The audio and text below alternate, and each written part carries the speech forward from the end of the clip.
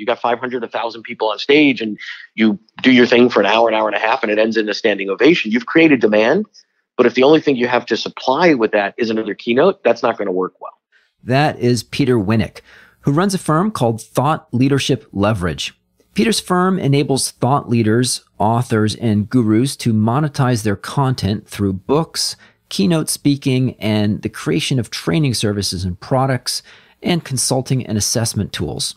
In our discussion, we start with the mistakes that people most often make when they think about building a thought leadership platform.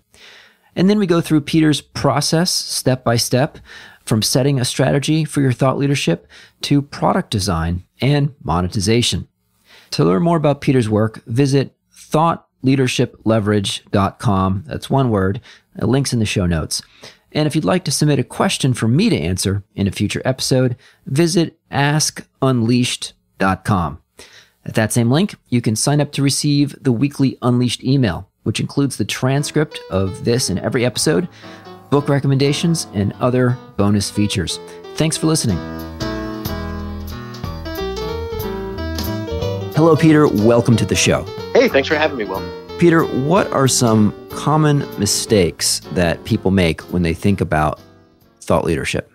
Oh, that's a great question. So I think there's a few. I think there's one would be setting the bar too high, and one might be setting the bar too low. So in terms of setting the bar too high, it's in order for me to be perceived as a thought leader, I have to write a book, right? And that's a monumental task. I mean, that's sort of like waking up January 2nd and have an exercise and saying, today I'll do an Ironman. Like, that's a big deal. Just to start getting in shape, right? Yeah, just to start. Yeah. Like maybe, right, I need to lose a few pounds, so I think I'll do an Ironman today, right? Like that's the equivalent. And then, the other side would be setting the bar too low in terms of, I've got this great thing to say. Let me say it once and only once in an article, and then people will beat a path to my door. I mean, the reality is that investing in thought leadership needs to be a consistent investment over time of not just money. Money's the small piece of it, but energy and thoughtfulness and consistency and a series of experiments to sort of find your voice and find your tribe and connect and resonate.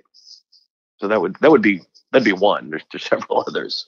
Yeah, well, I mean that's very insightful. Like, don't say, okay, I have to be like a world authority on this, and also don't just say, okay, well, one tweet and I'm done. I've got my thoughts out there. What are some other mistakes as people think about saying, okay, I want to build a thought leadership platform and build visibility? Any other mistakes that you've observed? Well, I think the biggest one is to choose not to, right? So I think a lot of folks say, well, listen, I'm really good at what I do. I'm a great consultant. Well, I come from a big consulting firm. I've got the Ivy League degree. Why? I don't need to do that. I'm just really good at what I do, right? And I think the reality is that's a big mistake, because if you think about how people are consuming information and content, it's everywhere today, right? It's on LinkedIn, it's short form video, whatever. And if you don't have a voice, if you're not sort of in the conversation, you're out of the running when it comes to choosing a service provider to help someone. Great. Let's talk about your work for a little bit. So you work with experts and help them kind of take that expertise to build a real kind of business around it. Tell us a little bit about your service. Sure. So we are a boutique consulting firm, and we work exclusively with authors and thought leaders and speakers from all around the world that have content that has typically an obvious business application. In an instance or two, it's a step less than obvious.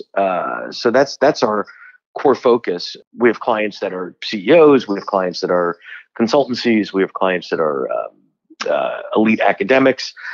Ultimately, the methodology is the same for all in terms of developing a strategy and then helping them build out their brands and platform, which a lot of people sort of are, how would I put it? You're a great professional services provider. You're sort of anti-brand, right? There's a little bit of elitist, I'm really good at what I do. I'm a great attorney. I'm a great consultant.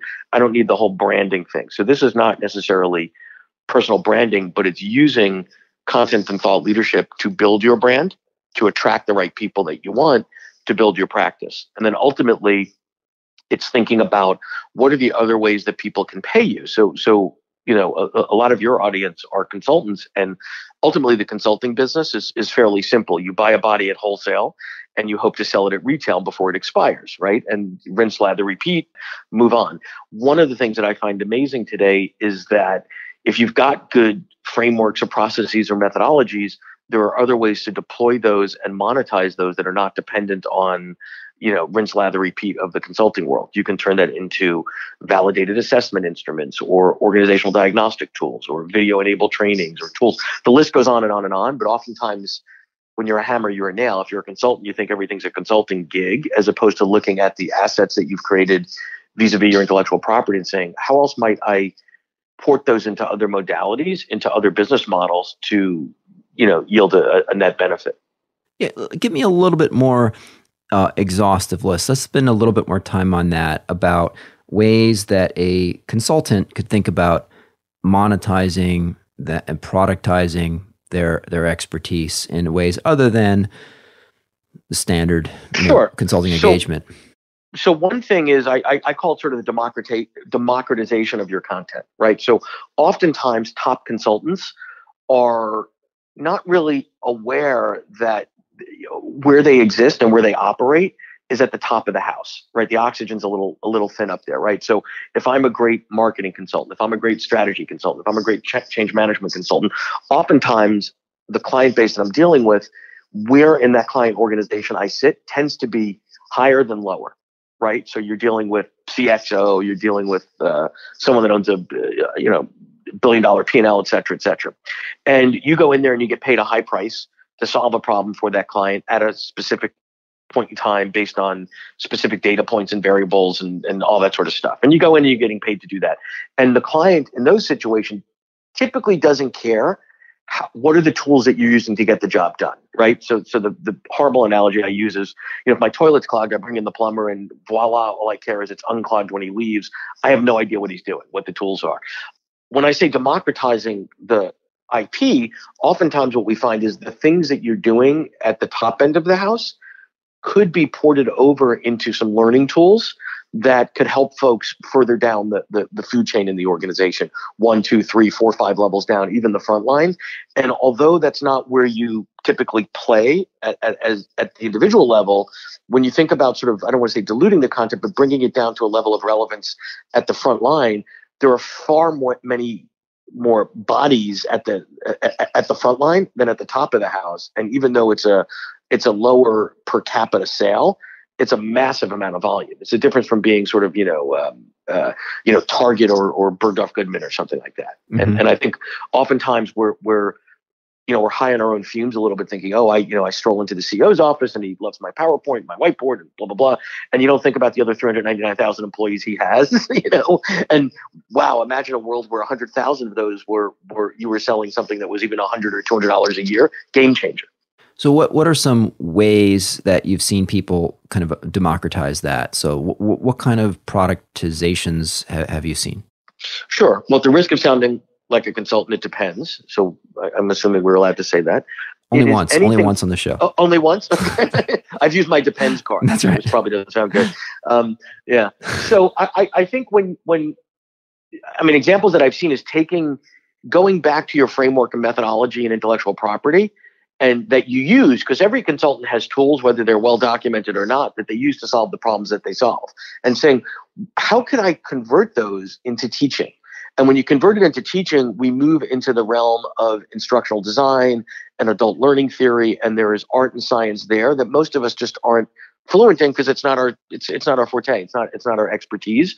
So oftentimes you have to partner with someone that has that expertise to say, is there something teachable here? Right? Is there something here that's teachable to folks at the front line, to folks at, maybe newly minted managers, maybe, frontline managers or something? And it might be as basic as language and definitions. It might be as basic as, your framework as a frame of reference, as a starting point. So it's not that we're claiming that in, watch these, spend a half hour online and you can have the expertise that I, the expert, do after 30 years of practicing. No, it's about awareness and a certain level of fluency. And then it goes to sort of understanding and then mastery and then the ability to execute it. So we're not saying, how do you train someone to do what you do in 20 minutes or less? It's how do you teach them to look through the lens that you look through, to extract some value for that. So it's creating some kind of training program, or maybe some model or tool or yeah, it could be it could be tool based. It could be some sort of a validated assessment instrument that says, like I have clients that have a whole bunch of personality type assessments. And if you're doing an organizational working at the organizational level, you're dealing with the head of HR and you're dealing with fairly sophisticated folks. How do you take that and convert it down into, and we've all seen these, some sort of assessment that says, all right, Peter, your personality is this, and Will's personality is that. When you guys interact, these are the things you need to look out for, and these are the things that'll go well, right? And just start to turn it into language. We've all seen, DISC or one of those. It's getting it down to that level of simplicity, and it's incredibly difficult to make complex things simple and understandable. Mm-hmm. Okay. So creating some kind of assessment that then you would say to an organization, hey, we have a retail branch assessment checklist, or we have a, organizational health assessment checklist, or digital readiness health assessment, Sure. Something like that you would then kind of license to an organization. Is the idea? Sure. It could be licensed. It could be in the form of train the trainer. It could be form of an online tool. The modalities are almost endless. The question is, and I think this is an important part. If you ask your clients, they'll tell you, right? So if you put some thought into what you're thinking about and say to your top level clients, and oftentimes we do this with our clients, we go back with them to their clients and say, hey, that big problem that we solved for you and you gave us these great accolades and, we saved the day and we're your favorite, all that sort of stuff. Imagine if ... right? We were able to push that down at a level that cost, whatever, $100 a head, and your frontline people would have some level of fluency in that times 50,000 of them. Would that be of interest to you? And oftentimes their eyes go wide, like, holy cow, like, we never thought about that because you're really expensive and maybe there's only one of you and you don't scale that well. I think the other piece of this is making sure, as professional service folks, as consultants, that our clients know that we can scale. Because oftentimes they don't, because we've never shown them that we can scale. And their perception is, hey, you're pretty expensive. You come in, you crack the code. But when I need to sort of have something that touches everybody, I'm going to go to the same old, supplier for that. Let's talk about the process that your firm works with. So let's say an elite academic or a CEO who's maybe going to retire and now she wants to build a consulting practice, or an academic who's done some really great leadership work and has published academically, but hasn't really broken out to the general population. Let's walk us through your process, and then for those people who want to kind of do it yourself, it'll kind of help us think through the steps that we should follow. But I'd be interested to kind of hear, how do you start and what's the sequence of events? So the first thing I'd say is there is a process, and what I mean by that is, more often than not, people sort of find themselves in this thought leadership place in a way that they didn't intend, or that they weren't necessarily thoughtful about. Right? It could be you're someone in your company that's known for X. Hey, could you write an article? Hey, could you go speak at our conference? There's a bunch of these hays, and then you wake up one day, you're like, wait a minute, I'm speaking about this. I just sort of book about this, and all the tools that we use in business, we forget to use when moving into this space. So what I always say to, sort of potential clients is, listen, if you're going to open a pizza shop in your local community, there's a series of things that you would do, right? You would figure out sort of, what are the margins in the pizza business? What does my brand represent? Do I want to be sort of low priced, high volume, or do I want to be upscale and differentiate because the environment of my pizza shop serves wine or vegan or whatever? How do I want to staff the place? Like, what are all the different things that I should do and not do? How am I going to market? How am I going to do all those things? And then I think with content and thought leadership, we just sort of wake up one day and go, wow, I'm sort of making a living at this now. So where we come in is say, okay, let's pause, let's take a deep breath. Whether they're wildly successful, just thinking about that, or moderately successful or struggling, and say, we need to develop some sort of a strategy. We need to go in here and take a look at what are you doing? How are you doing it? Who are the clients you're going to serve? How are you going to differentiate it? What is your product roadmap? How do you define your platform and sort of own that. What's the competitive landscape look like? And, quite frankly, what are you qualified to do and what are you not qualified to do? Because we all anoint ourselves as CEO of Us Inc., but it doesn't mean we're actually qualified for that job down the road as that entity evolves. Okay. So you work through a strategy where you're saying, what clients are you hoping to serve? Do you want to target in terms of both what types of companies and even what specific level of individual within that company? What products are you going to offer? It could be demographic. It could be psychographic. It could be, newly minted managers in the cloud software space, or it could be high potentials at a Fortune 1000. There's lots of ways to slice and dice it. Mm-hmm. And I think that's part of the process too, is, developing the equivalent of a client avatar based on where you've had success and where you think you can have future success, and validating those hypotheses by seeing if you can actually find those sort of folks. Okay. And then, so you see if you can find them. And then what other kind of validation would you do then of, do you encourage your clients or do you help them like actually reach out to some of those types of people and test, is this appealing to you, or, how interesting is this to you?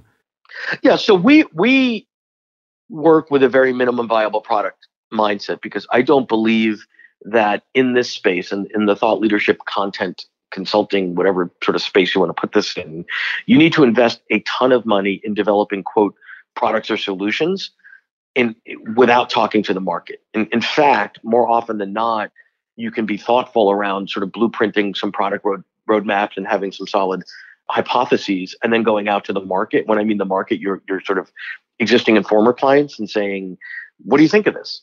And they'll tell you this whole co-creation process works really, really well. I've never walked into a friend or neighbor's house and they had the neighbor's kids, macaroni art on the fridge, because the neighbor's kid's not a good artist, right? But their kid is. So there's pride in sort of that ownership of creating solutions with partners.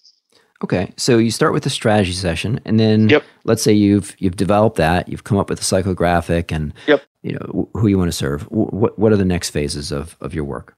So in some instances, instead of doing just a strategy session on the front end, we will do what we call an enterprise readiness assessment. And the difference really there is that the enterprise readiness assessment is designed more for organizations that are a little bit bigger, a little bit more experienced, as opposed to potentially an individual author or a thought leader. And there's some other nuances there, but the enterprise readiness assessment is basically let me take a look at your organization today, and let me take a look at what large scale entities are looking for, and let's understand that gap and figure out how to close it, right? So that gap could be brand, it could be product, it could be offerings, it could be solutions, it could be pricing, it could be lots of things in the gap, and figure out how to close it. Because, for example, a lot of my clients are keynote speakers. Most of my clients do at least some keynoting. Some of them it is their primary revenue source. And one of the cool things about being a keynoter is, just by the very nature of the business, you're working with a different client every week, right? So one week you're in Scottsdale, the next week you're in Orlando, blah, blah, blah. And, people are falling in love with you. You got 500, 1,000 people on stage, and you do your thing for an hour and a half, and it ends in a standing ovation. You've created demand. But if the only thing you have to supply with that is another keynote, that's not going to work well, because I'm not going to need another one of those next week. So thinking about, based on what your content or intellectual property is, what else might the market want? Okay, that makes sense. So, figure out, okay, so when you have 500 people that just signed up for your email and your notifications, just other than just giving another speech, do you have some kind of product that they now can download and they can license, or they can train the trainer, to roll out your thoughts? Yeah, and I'm not talking about the days of, go buy this horrible, DVD in the back of the room sort of thing. But in our world, and the world that most of our clients live in, we're selling to the enterprise and the organization. So I don't want your money, Will, as an individual. I want your firm's money, because the customer acquisition cost of selling to individuals and the lifetime value, that's a whole different game. And that's Tony Robbins' business, and that's all fine and good. That's not what we do. All right. Okay. So you do the enterprise readiness assessment, and then what's next? So now you've kind of done your strategy, you've done the assessment. Tell us what comes next. Well, I use my "it depends" card, so I'll say there's. Can I? Do I have a lifeline here? Anyway, sure. There we go. So there is no one path. So depending on where you are and where you need to go, typically there may be some sort of development into the brand and the platform, because you need to be known as the X person, right? If you're in a competitive space, and by the way, we're all in a competitive space, right? So if you're a change management consultant, if you're a supply chain consultant, guess what?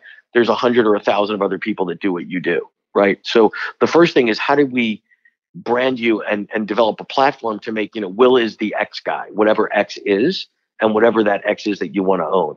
So there might be some investments there. There may be some further investments in developing at least preliminary blueprints around your tools and your instruments. Depending on who your market is, that will dictate the level of, what's the word I'm looking for?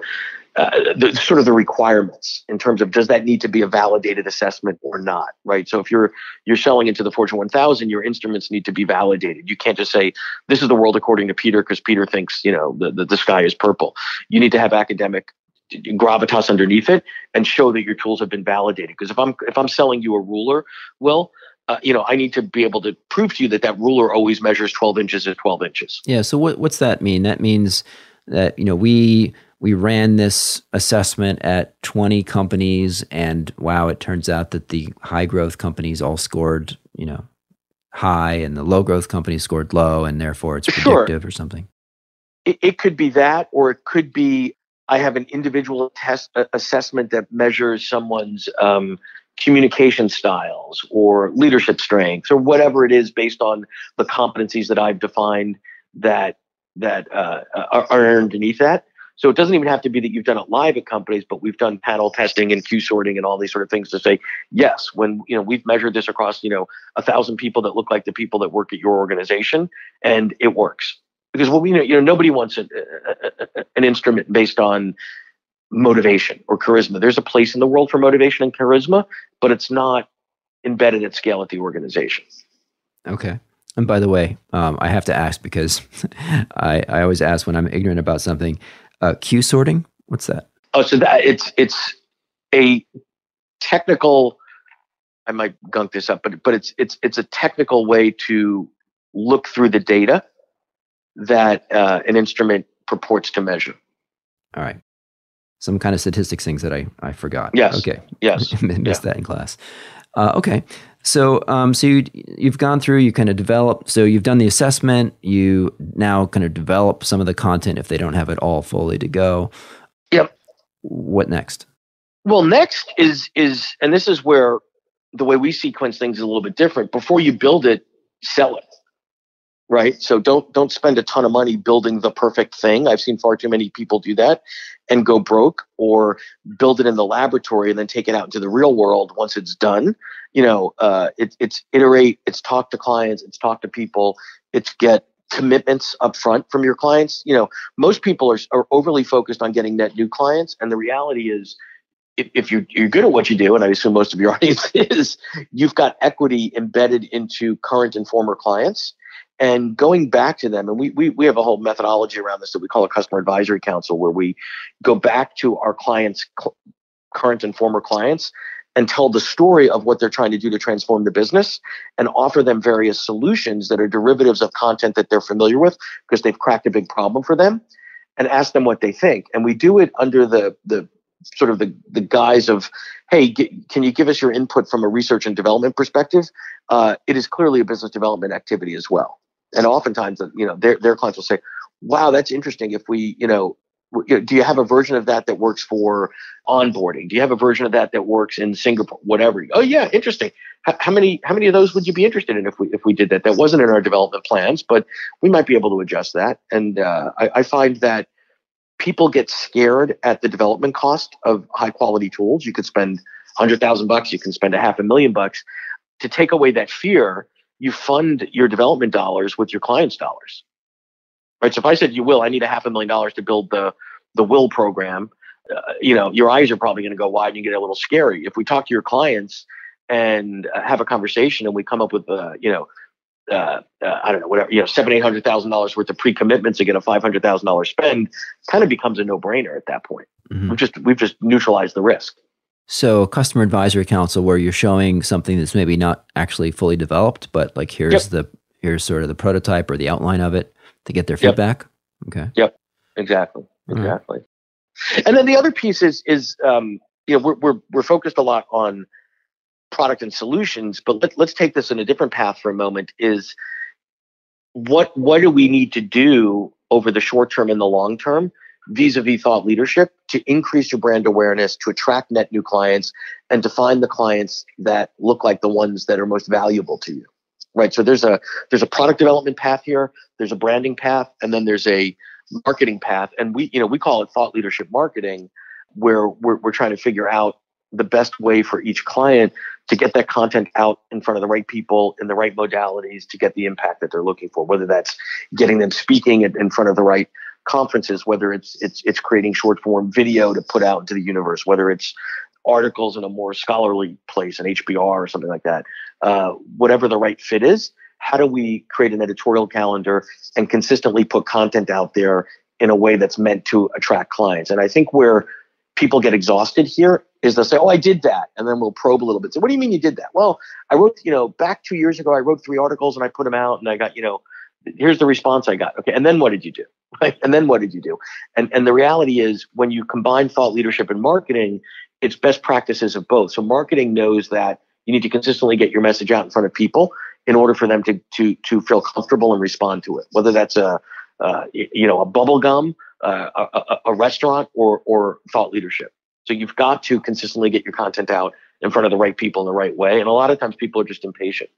What are some of the ways that you suggest of, once you have some of this content, how do you recommend to people the kind of the channel that they go through, whether they're putting articles on LinkedIn or Medium or their own blog or a podcast or a video or trying to give speeches, like, so all the palette of possible ways of getting your content out there, how do you help people kind of think through and evaluate those different options? Got it. So it's a great question, and it's one that overwhelms and exhausts a lot of people. Should I be on Instagram? Should I be on Twitter? Should I, how often should I be doing this? And I think those are the wrong questions. I think the first question always needs to be, who am I trying to reach? What's the outcome I'm looking for? So you've got to develop a handful, 2, 3, 4 client avatars with as high a level of specificity as you can. And the beautiful thing about the web and the world that we live in today is if you go back, 20, 30 years ago, however many years ago, you had three things to watch on television: CBS, NBC, ABC, whatever. Now you've got 3,000 things to watch, and broadcast times are irrelevant. I watch what I want, when I want to watch it, where I want to watch it, on the device I want to watch it. So you need to put your avatar up center and say, if these are the type of people I'm trying to serve, let me get into their heads and say, where do they consume content? How do they consume content?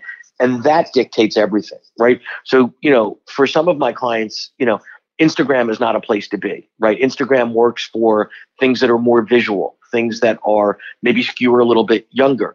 For some of my clients, places like SlideShare, which is a little bit more obscure, but started as an academic place to basically share PowerPoints and presentations, might be the better place. So it always starts with the avatar of who are your people, where and how are they consuming content, both online and offline, right? So in the offline world, the real world, what are the events they're going to? What are the trade magazines they're reading? What are the, think about it from a long tail perspective. I'd rather be on 8 podcasts or blogs that have very, very small readership that's highly engaged but lines up dead on to my avatar than on a zillion where it might be more impressive to talk about at a cocktail party or something like that, but isn't really going to get me any impact or results. It's so diluted. Mm-hmm. Does that answer your question? So it's finding out developing this client avatar and finding out where that person is getting. And how do you do that?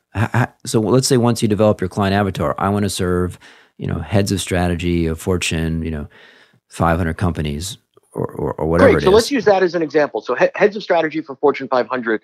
Let's do a bunch of research and find out, is there a, chief strategy officer conference? There probably is. What are the groups on LinkedIn they're following? Who are the people that they're following? What are the types of books they're reading? Which one of those people are out on the speaking circuit more? Events that they go to, are there, maybe it's some of the headhunters that are supporting that population. So where are they? Where are they hanging out? What are the types of They're reading strategy and business. Where are they getting information from? What are they following? And again, go big and then go small. What are some of the obscure, there's probably a handful of folks that you or I don't know of that are really big in that space, but it's a small space, right? And do you find that out by going and asking some of them, or how do you try to, get that sense of what conferences are going to? And stuff asking is always good. And then there's just good old block and tackle market research. Okay. What are some of the benefits that you've seen people achieve as a result of investing in thought leadership and building a whole marketing around that? So ultimately, if you can't answer the benefit after investing some period of time in it through the lens of net new clients or revenue or growth of your business, then it's all ego and fluff, right? So initially, it's about brand and awareness. But brand and awareness will only take you so far. And most of us as professional services folks do not have the marketing budgets of the Deloittes, the McKinseys, whatever, right? So, I've yet to see a small consulting firm, 5 million, 20 million, 30 million, trying to go toe to toe with Deloitte and buying, billboards at O'Hare or LaGuardia. Like that's just not going to happen, right? So you need to come up with a budget that makes sense and some assumptions against that budget. Meaning, if we're going to put, $200,000 over the next year into this thought leadership, how many net new clients do we need based on our average lifetime value of that client, and then amortize that out? So that's going to be different for everybody. But if you got to figure out how to make that math work. So it's one thing to kind of talk about a CEO or an elite academic, someone who's amazing, right? And to kind of almost get back to your point when we started about setting the bar too high, how would you? And it sounds like most of your clients are already sort of well on the way to establishing some thought leadership, and they're getting your help to really blow it out and expand it. What kind of counsel would you give to a more ordinary mortal, who, maybe they were at a top tier consulting firm for 4 or 5 years. So that's probably 20-25% of our client base is the single shingle that's, been at the big firm, whatever that is, or at the big organization. They're out on their own.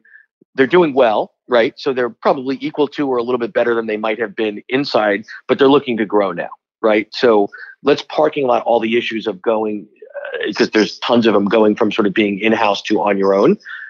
But I think what you're saying is, how do I, as little old me, start to play in this game in thought leadership in an effective way? Yeah, someone who's not like, written the book Grit or hasn't sort of published, but sort of, someone who's 4 or 5 years, maybe at Bain or McKinsey, and they've done some, procurement or change management or operational improvement. So that, they're a solid consultant.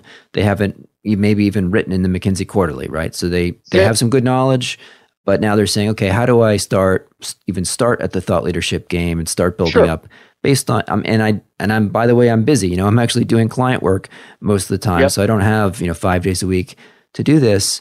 How can someone, do something that's actually going to be meaningful and not waste their time, but do enough so it's not a drop in the bucket?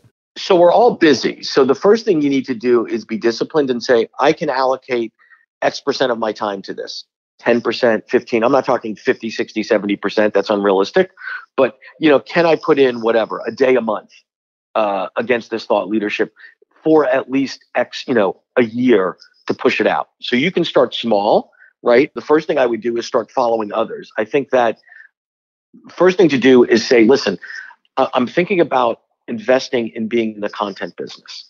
So who else is out there that I admire? And I would sort of cut that into, I would say, who's got content out there that just, I dig it, right? Every time they write something, wherever they write it, I'm the first one that wants to read it. It resonates with me. I believe in what they say. That's one path.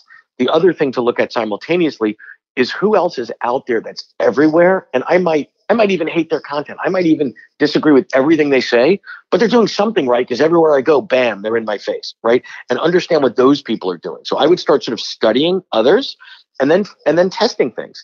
You might start by finding the places where people are sharing information and start commenting, right? But thoughtful commenting. Don't not trivial. I mean, I've had clients that are One client that comes to mind that was a strategic HR professional that came from a Fortune 500, went out on her own, blah, blah, blah. And, one of the things that she started to do is really being thoughtful and commenting on blogs at HBR that were very strategic HR focused.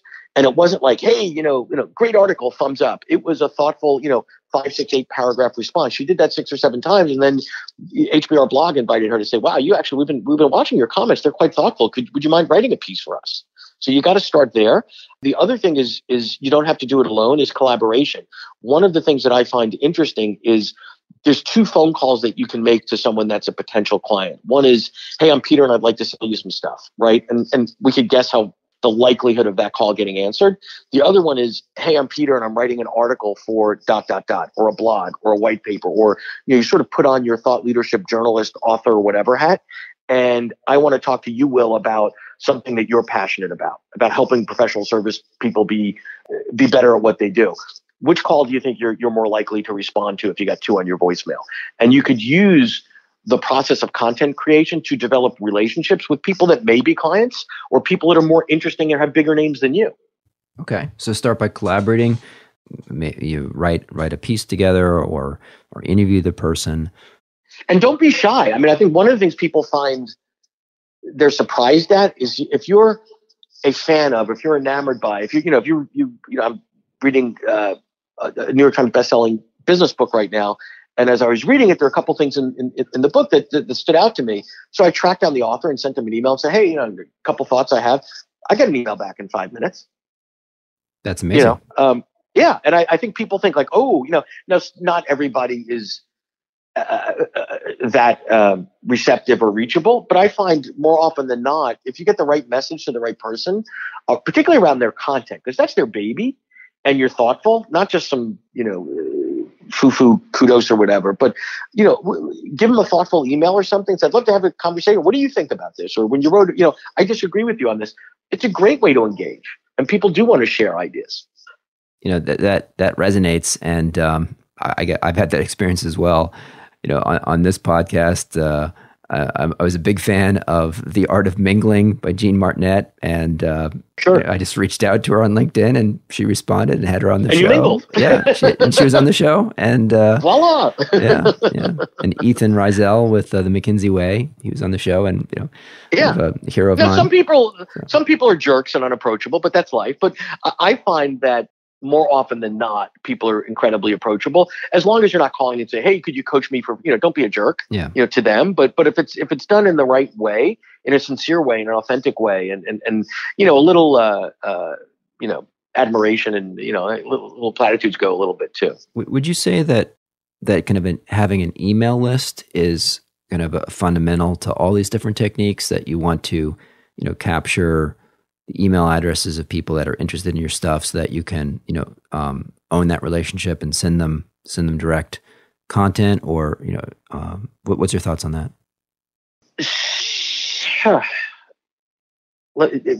Say that one more, the last piece of that one more time. So I missed the last half. Yeah. So I've heard some people have the point of view that anyone who's doing thought leadership should, not necessarily exclusively, but one of the things they should be doing is have a email newsletter kind of thing. That was so that people can kind of opt in, and then rather than relying on people just randomly, coming to your blog maybe, or your videos.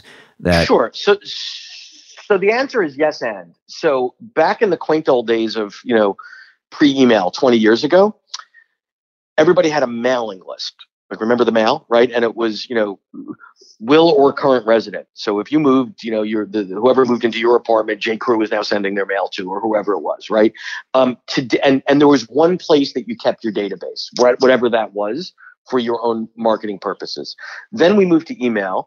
Now the real question is, how do I manage followership, right? So you're going to need to build vis-a-vis social media followers on Twitter. You're going to need to build friends or connections on LinkedIn. You might have friends on Facebook if appropriate, Instagram. Each of these has their own vernacular and own followership, as well as your own newsletter. And each of them has sort of their own rules of engagement. So it could be a bit of an overwhelming rabbit hole. But I think you need to figure out, number one, okay, how am I growing my lists? And when I say grow the list, I'm not talking about buying 100,000 followers on Twitter, but developing the right people to follow me for the right reasons, and then pushing content out there in a way that is logical. So an email list is just but one way. So you clearly should have some sort of an email list, but don't be the guy that only, or gal that only emails me when you want something. Like, the worst thing you can do is say, oh, you signed up for someone's email list and you don't hear from them, and then it's 3 years later and I have a book out, and dear friend, air quote, please buy my book. Consistently give away and be generous and give out good content and thought leadership, and don't ask that much. So it doesn't mean that you send out a newsletter or something and don't have any sort of ask or contact me, but it should be 3-to-1, 5-to-1 of give before you ask for anything. Fantastic. So, and there's a realm of this, by the way, where this is where people start to get headaches going, oh, geez, I don't want to be a social media maven. There are people that do this that you can hire, and it's not particularly expensive, right? So stay in your lane. Only you can create the content that you can create. 1,000 yous can figure out how to manage your social media, and it's not the same skill set. And I think the mistake I see people make is, 1 week they're reading all the best of articles on, best practices on Instagram or when to post on LinkedIn. Don't mess with that. Build a wallow on what you do best, which is creating great content and solving clients' problems, and get the help that you need on deployment and social media and graphic. There's so many things that you ask yourself, is this really the best and highest value use of my time? Mm-hmm. We'd all tell that to our clients, I would imagine. Fantastic. Peter, for anybody listening that wanted to learn more about your firm's work, what's the best place for them to go? Yeah, so the best place is the website, which is thoughtleadershipleverage.com. Or you can obviously email me at peter@thoughtleadershipleverage.com. Fantastic. And we'll include that link in the show notes. One other area, sort of aside from work, is, or aside from direct discussion, that is any kind of productivity habits that you have long practiced or recently developed that really work for you. Yeah, that's a good question. It depends how you define productivity. One would be, I try to not do things that I shouldn't be doing, right? So you move into this space on your own, particularly as a solo practitioner, and there's nobody else to do it, so you have to do it. And as the business has grown, as things have evolved, my first response now is, who else can do this but me? Whereas my first response used to be, I need to do this. Right? So that would be one. I think some other little silly ones are, when you send a meeting invite out to somebody, change the default to a half an hour. Sometimes we're slaves to Microsoft Office or whatever the tools that we're using that says every meeting needs to be in an hour. Most meetings or calls or interactions I do don't need to be an hour. If they do, they do. But I think we waste a lot of time because the default setting on something was an hour, killing an hour at a time. Yeah, or 20 minutes. Yeah, right. You change it to 20 minutes. I mean, the other trick I'll do is I'll often set up a call with someone to start at the quarter hour. Because at the top or the bottom of the hour, everybody's 5 minutes late. If I set it at 10:15, people tend to be on time. I like that one. Yeah. Right, because you always get that, oh, I'm sorry, I was running late on a conference call, and it's fine. And you're sitting there listening to, if I hear air supply one more time on a conference call, I think my head's going to explode. Yeah, I like air that. Supply, if you're listening, I'm sorry, no offense. Yeah, start meetings at 10 after the hour, maybe. And then go for 17 minutes. Yeah. Right, exactly. I'm curious, being so much into the thought leadership world, what are your kind of media consumption habits? Do you use any particular apps to follow the people that you follow, like Feedly or some other kind of tool? Like, I'm curious how you consume content. Yeah, so one is I'm still the dork that reads at least a book, if not two a week. So remember books. If you don't know what that is, Google that. But they're awesome. Right? So I'm a big fan of using podcasts and TEDx and TED videos and such as sort of the appetizer. Right. So before I invest in a book, I don't care about the money, but 4 to 6 hours of my life, can I get a little taste of what you're about in 15, 20 minutes or something like that, or a couple articles? There aren't that many tools I use to curate. But I love HBR, TEDx, strategy and business, pretty dorky, nerdy stuff.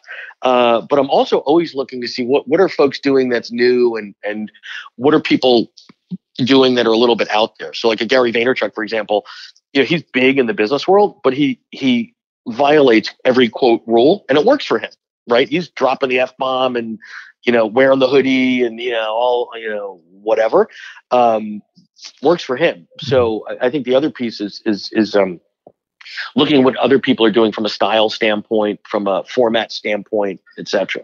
The book or two that you read per week, I'm curious, how do you fit that into your schedule? Is that, do you wake up early and do that? Is that something in the evening? And like, what format are you reading? Actual books, or on a Kindle or some kind of reader? Yeah, so it's funny. I get books sent to me all the time from PR people and clients and friends and all that sort of stuff in hard copy, right? What I typically will do that is actually buy it on my Kindle, because otherwise I'm carrying around 10 books at a time. So I actually just last week read a physical book that was given to me for the first time in a while. And I was sort of thinking about like the tactile experience and all that. I typically use a Kindle, but I know that my ADD kicks in and I get distracted. So the Kindle that I have is the cheapest, dumbest black and white one. And I never keep it online, because I know the next thing I'd be watching, I don't know, giraffe videos or something 5 minutes into it. So I'm able to sort of be disciplined and stay in book mode, because it's this sort of gray, black and white Kindle, and I've got a little leather case on it. It feels booky to me. So I get into book mode, but I usually try to find an hour or two. It's airplanes earlier in the morning. One of the things I try to do is, often my days, like everybody else's, are really busy. You're on calls. You have that 20 minutes in between A and B where you're not going to get much done, but like surf Facebook. That's a good time to, spend 10, 15 minutes reading in small chunks. And do you try to kind of document your learnings at all, or, take notes on things? Sure. Write in the margins. What's your practice there? Well, I'm always taking notes, and, I'm really fortunate in that my vantage point is I work with some of the world's smartest and greatest thought leaders. So, I mean, oftentimes it's rare that I'm reading a book that I don't, know someone that wrote a testimonial or can't relate that to something else or whatever. So I use it every day in my business and my practice, right? Because oftentimes someone will, I'll give you an example. I had a client that came to me about 5, 6, 7 years ago, and business guy, COO type, had bought companies, sold them, COO, and public companies, taken them private. And he decided to write a book on change management. So I said, great. Who's influenced your thinking on change management? And he said, well, I decided I wasn't going to be influenced by anything. So I didn't read anything on change management. So he wrote an 800-page book on change management without having been exposed to anybody else's stuff. And I read it and I said, this is garbage. I mean, this is like the best of everybody else's thinking. Why would you not look at what everybody else is doing? Like, I just don't understand, He's like, well, I wanted to just do it my way. I'm like, okay, well, good luck with that. And he spent 2 years of his life, right? I mean, writing 800 pages. I mean, your typical business book's around 230. That's like writing 3 or 4 books. And it's a crazy endeavor without being thoughtful enough. Like, anytime I bring on a client and whatever their domain expertise is, I want to look at content that's, competitive to it, once removed, tangential to it. We bring on things that we're working with a client now that's big on systems design and systems thinking. Not my sweet spot, but now I'm sort of dive in and become a micro expert on that for a little while and get to understand it. sort of the opposite of the desire to stand on the shoulders of giants approach. No, I'd rather just right. stand right here on the ground. Yeah. Awesome. Right. Well, and by the way, do you think someone like that's going to take any feedback? Yeah. So whatever. And it's different to not want to regurgitate what everybody else has. But I think that the key piece of thought leadership is the leadership piece where you're adding to the conversation in a domain that you're passionate and have something to say about. And you have to acknowledge that others have come before you, unless you're the first person to ever write about AI or blockchain, whatever. There are new things, but by the way, there's really nothing new under the sun other than the technology and the implications. So don't make the bar too high. Don't make the bar too low. Stand on the shoulders of giants and find out what other people are saying in your space. Peter, it's been great having you on the show. Thank you so much for joining. Great. This has been a pleasure. Thank you so much for having me. Thanks for listening to this episode of Unleashed, the show that explores how to thrive as an independent professional. Unleashed is sponsored by Umbrex, the world's first global community of top-tier independent management consultants. The mission of Umbrex is to create opportunities for independent management consultants to meet, share lessons learned, and collaborate. I'd love to get your feedback and hear any questions that you'd like to see us answer on this show. You can email me at unleashed@umbrex.com. That's UMBREX.com. If you found anything on the show helpful, it would be a real gift if you would let a friend know about the show and take a minute to leave a review on iTunes, Google Play, or Stitcher. And if you subscribe, our show will get delivered to your device every Monday. Our audio engineer is Dave Nelson. Our theme song was composed by Gary Negbauer, and I'm your host, Will Bachman. Thanks for listening.